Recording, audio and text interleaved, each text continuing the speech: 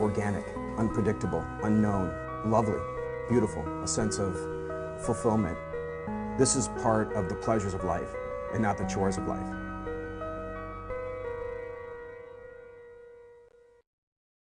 Coming up on Daily Iowan TV, the First Lady visited Des Moines today. See what her stop was all about. And learn how smartphones could soon change the face of the U.S. military. And in sports, hear what the Iowa softball team has in store for their fast-approaching 2012 season. All that and more is coming your way next. Daily Iowan TV starts now. From Studio 151, your television news, sports, and weather source for the Daily Iowan, this is Daily Iowan TV.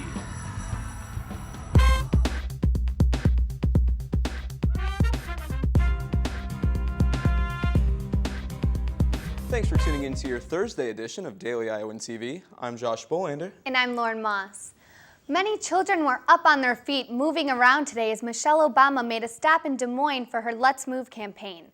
The First Lady launched this initiative in an effort to help solve the problem of childhood obesity. Let's Move focuses on teaching children how to make healthy food choices and encouraging them to be more physically active. But it also focuses on giving parents helpful information and fostering environments that support healthy choices. You're eating your fruits and vegetables. I'm proud that you guys are walking to school instead of taking the bus. I'm proud that you're working hard to get that 60 minutes of activity a day every day. I'm also proud of your government and businesses like Hy-Vee and community leaders across the state who are all coming together to help you guys get healthy, to keep moving. This is exactly what Let's Move is all about. The children participated in relays on stage with running, jumping jacks, and jumping rope.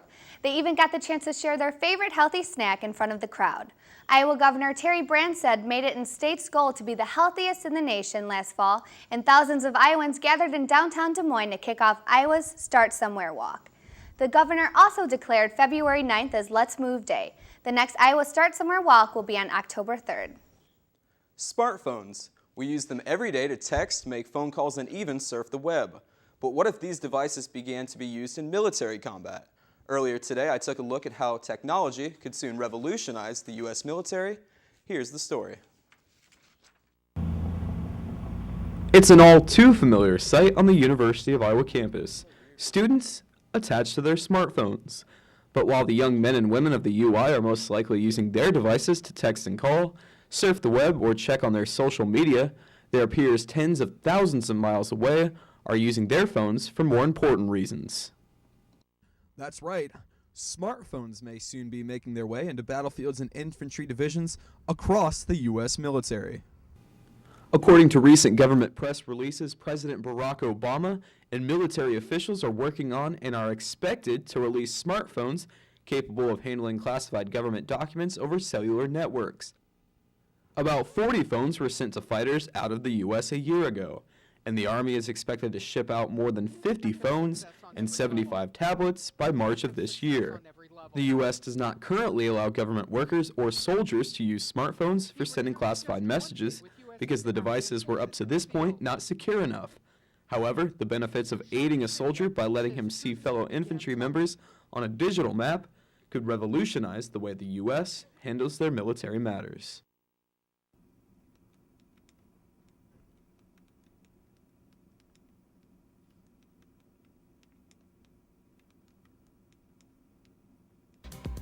Still much more to come on Daily Iowan TV.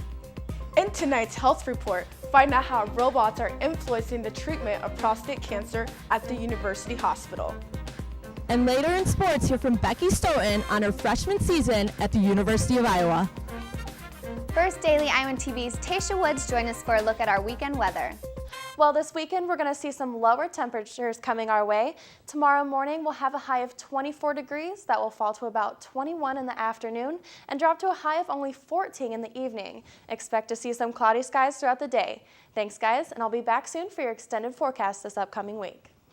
All right, thanks, Tasha. We'll see you soon, but right now, let's toss it to Daily Iowan TV's Chelsea Byrne for a look at Hawkeye sports. Thanks, Josh and Lauren. The baseball diamond never seems to be on anyone's mind in the middle of February. But with Major League pitchers and catchers reporting in just over a week, It's hard to ignore that the slugging season is just around the corner.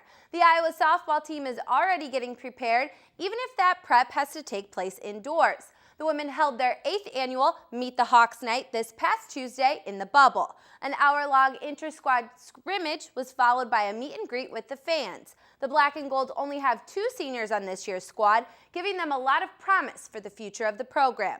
The main goal for the season is to get back to a place they haven't been in quite a few years, the NCAA tournament. And to make that happen, each player on the team is doing all they can to push one another. Everybody has in some way or another, whether it's somebody saying, hey, will you come in and throw me some extra front toss, so that gets other teammates to stay. This year we've got a lot of depth, which allows us to play some people in multiple positions, use them in key role positions. The goals for the season is just to keep our mindset and keep working hard and practicing every day and learning from the games that we had before.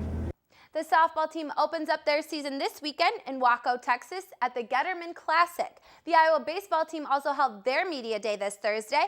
The Hawkeyes open up their season down south as well with the Big Ten Big East Challenge in Clearwater, Florida. That takes place on February 17th through the 19th. And while those seasons are just beginning, the swimming season is hitting its peak. One freshman swimmer here at the University of Iowa has already made serious headlines all season. Daily Iowan TV's Ann Constable heads to the UI Recreation and Wellness Center to talk to this swimmer about her impressive season. Becky Stoughton, the freshman swimmer who came in her first season at the University of Iowa, is making heads turn. With her record-breaking performances, she stunned many, including herself. I really didn't expect it. I just mostly wanted to hang until the end of the year. It's been nice to come in and already be getting best times and events and stuff, so hopefully I can stick it out to the end. Stoughton broke records at the UI along with other schools in numerous events, including the 1,000 free, 500 free, and 200 free.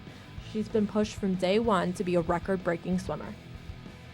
Nate has always been ready to push me since day one. He was like, well, you could try and do this set harder, He always wants me to do the A intervals, which are a little bit tougher than the B intervals. I definitely try and go as fast as I can in practice, just to prove to myself that if I can do it in practice, then I can for sure do it in the meet.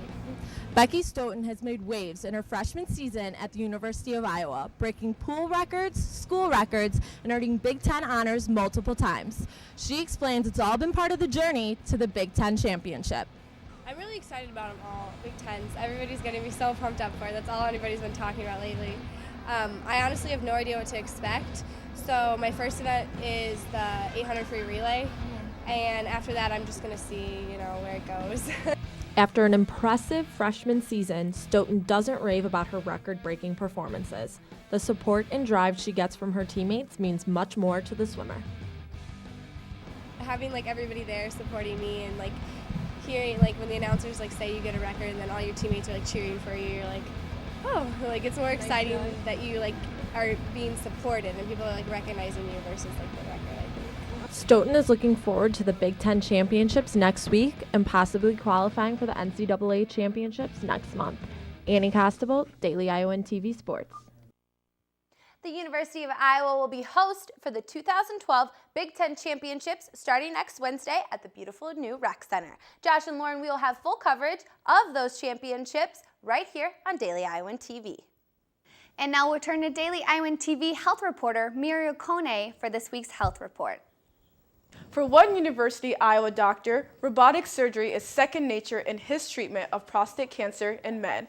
Dr. Chad Tracy of Department of Urology at the University of Iowa Hospitals and Clinics spoke about prostate cancer at a community seminar Wednesday night. In an effort to increase awareness of the importance of prostate cancer screening through the Know Your Stats program put on by the NFL and the American Urological Association, the seminar not only educated the people in attendance, but they also learned a few things about robotic surgery. I like to use the robotic surgery because it uses smaller incisions than the open surgery does, and the instruments allow you to have a lot more precise movements and control, and those precise movements help with decreasing the amount of blood lost during a surgery and the risk for blood transfusions. With the precision and complexity of robotic surgery in mind, here is essentially how it's done. The prostate is positioned between the bladder, the nerves on the side, and then the urethra tube at the end. And so the first thing we do is separate the bladder off of the prostate, and then we separate the nerves and blood vessels from the side of the prostate, and then at the end we take the urethra or the urinary tube and cut that at the other end. And as the second leading cause of cancer death in men in the United States, here's how it affects Iowa City. We have a high rate of prostate cancer as well, and so really it doesn't matter that much in Iowa. We see patients from all across the state of Iowa who come to Iowa City for their surgery. Not only do the university provide resources such as the Holding Comprehensive Cancer Center, but cancer patients can also look to other sources. Another resource that I would recommend would be through the Iowa Cancer Consortium. It's a group in Iowa where all the people interested in cancer come together and work on projects. And these services will continue to be available to cancer patients in the surrounding area. Mariel Kone, Daily Iowan TV. To find out more information about the Iowa Cancer Consortium, visit canceroiowa.org. Back to you guys. Now let's take a look beyond Iowa. In Homs, Syria, once peaceful neighborhoods have turned into raging battlegrounds. At least 126 more people have been killed today as Syria's president continues to torment his political opposition. Civilians are struggling to find food and water as military officials have hit all of their main water tanks. One survivor said everyone is living in fear of their houses being demolished by rockets. If this chaos continues, Syria's civilian population will face severe challenges. But Syria might not receive help from any other countries anytime soon. A group of notorious hackers busted secret emails from inside Syria's government, coaching Syria's president on what to say in the early December interview with ABC's Barbara Walters. The emails aid the president to say that there are, quote, mistakes, and they are, quote, fixing it. Individuals, and that's what I described as individual mistakes. Okay, done by the military or done by whom? We don't know everything. But in some cases done by the police, in some cases done by civilians. The emails say that Americans love these kinds of things and get convinced by it. This advice was given to the president because they claim Americans are foolish and will fall for anything. The emails have not been confirmed yet, but appear to be legitimate according to CNN. Horror stories have circulated around the tech industry for years about the terrible working conditions at Chinese Apple factories. And after a series of investigations earlier this year drew attention to a few chilling stories of labor abuses, customers have started to take action. Apple faced demonstrations and protests today at a half dozen of its retail stores around the world from customers concerned about how Apple's suppliers treat their factory workers in China and other overseas locations.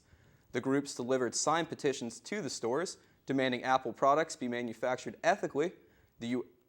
In other news, the U.S. Nuclear Regulatory Commission today approved licenses to build 2 nuclear reactors in Georgia. These are the first nuclear reactors authorized in more than 30 years. They will be operated about 170 miles east of Atlanta at the nuclear power plant. There are currently 104 operating reactors at 64 plants across the country, and half of them are more than 30 years old. And now Tasha Woods is back with a look at your extended forecast. All right, and we're starting off the week with some lower temperatures, but don't worry because towards Tuesday and Wednesday, things will start warming up. This weekend, temperatures will have highs in the mid-20s and lows will drop down to 5 and 4 degrees Friday and Saturday. You'll see highs up in the high 20s and lower 30s for Sunday and Monday. However, temperatures will improve with highs in the upper 30s Tuesday and Wednesday. That's a look at your 6-day forecast. Back to you guys at the desk. And we'll leave you tonight with a bit of romantic advice. Setting the right atmosphere is crucial for a Valentine's Day dinner, and this year, Waffle House is trying to get in on the love. That's right, Waffle Houses across the nation are transforming from an everyday diner to a romantic date spot. There will be tablecloths, dim lighting, and cloth napkins rather than paper. A specialized menu will also be offered: ribeye and eggs, pork chop dinners, and the T-bone dinner. While love is spreading throughout the air this Valentine's Day, you might just find it in an unexpected place. And only with Daily Iowan TV can you get a sneak peek at Friday's pages of the Daily Iowan. Find out what new academic standards could be set for UI athletes. Plus, how some scholarly articles at the UI libraries may soon be traded in for electronic versions. That's your latest edition of Daily Iowan TV. Be sure to check us out the same time on Sunday or anytime online at dailyiowan.com. For Daily Iowan TV, thanks for watching and have a great night.